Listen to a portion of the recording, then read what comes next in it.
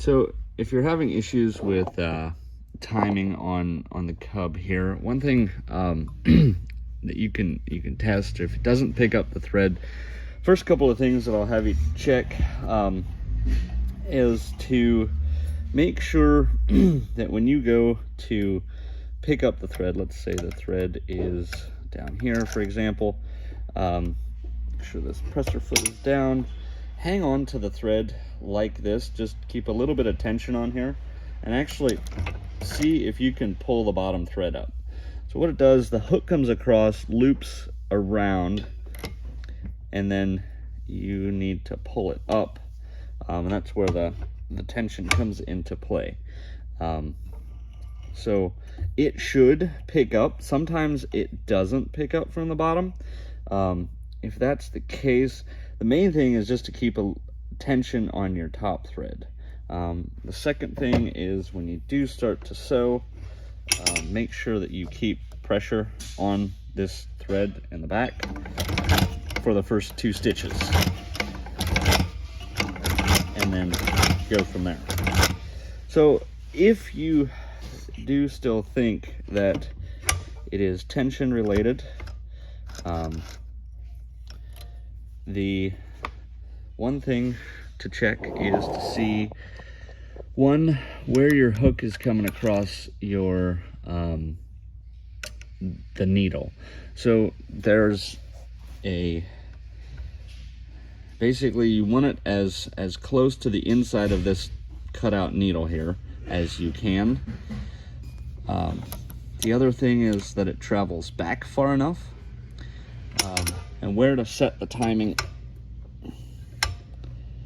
is as it's traveling backwards and starts to come up. I'm holding the foot lift or else it would bang down. So what you really want to look for is make sure this is pushed.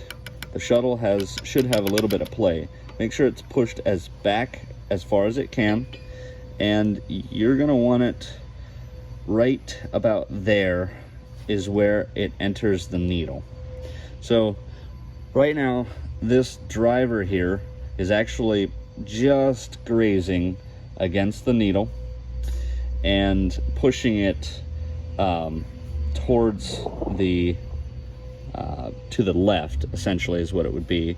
So it's just pushing it, and as the needle enters the scarf on the other side of the needle, so there's a little cutout, that's where you want to set it. So you go down, take it down, and then you take it up just as it's entering. Make sure this is pushed all the way back, and you want it within, I would say, just so you can excuse me, see light on the other side of it. If you set the timing, there's a couple things that you're going to want to watch for. First of all, this piece will actually rotate if forced hard enough. There's a set screw in the back that actually holds this piece from moving. You're going to want to take this bolt and this bolt off to access this. You don't necessarily have to do that to reset the timing. It should actually spin pretty freely inside of the case. What you're going to want to do though, and one thing before we get started, so this collar and the collar on the inside of here that has the 3 set screws, I'm going to take this, we'll have to take this panel off, and let me do that and show you what that looks like. Once that panel is off, you'll notice that there is, this drives on the rack, travels up and down. So as you turn it, it will travel back and forth. Sorry about the noise of the foot there. But that is essentially what you want to do, and you're going to want to put it in the position of where you want it. As it's starting to travel up is where you want to actually loosen this bolt, or this screw, and this screw. But keep in mind, when you do loosen these, this middle shaft that runs all the way down to the other side of the shuttle is actually going to loosen, and it can move left and right, but also it can move forward and backward if you want to advance the timing or retard the timing. Keep in mind where the gear is on this side. Make sure that that doesn't move left and right. And what I was trying to explain with this set screw, or this collar here, so this collar and this collar hold the whole mechanism in place. So you should not have a whole lot of play left to right. There's maybe a 1/16 of an inch on this one. There should not be more than that. So loosen these 3 set screws, then go to the front here and set your timing where it needs to be set, and then come back to this side, tighten down 1 or 2 of the screws. I know the one is a little harder to get to. Tighten those down, and then actually before you tighten the 3rd one, check it and actually see if it sews before you tighten that 3rd one down. And then it's mainly just a play of, you know, kind of going back and forth on these things as far as getting the timing right. So essentially the 2 main goals, you can take this top plate off to see as close to what you need, if you need to, and I'll show you what that looks like too as far as how close left and right it is. Once you have the plate removed, make sure the presser foot is down. If not, it will bang down, and that is not good. Make sure that you look in here, left to right. Make sure that the driver is just touching that needle. If you look,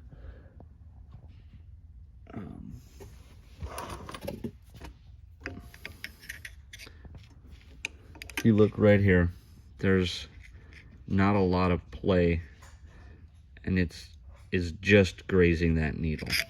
So keep in mind, as the shuttle hook enters, and this is again the area that it should be entering, left to right on that. I don't know if I can get it to focus. You'll be able to see it better with, you know, obviously when you're looking at it yourself, but it looks like it's actually pretty far away, but it really isn't. You can just barely see light between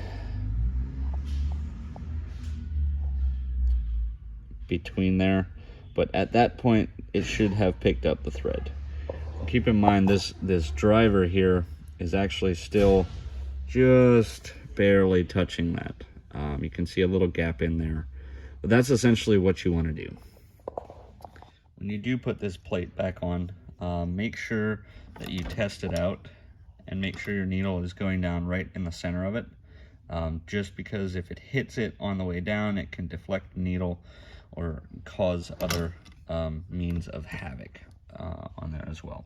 So before you tighten them down, just make sure that you do run your needle down through, make sure it's not touching anything left to right, and then reset it.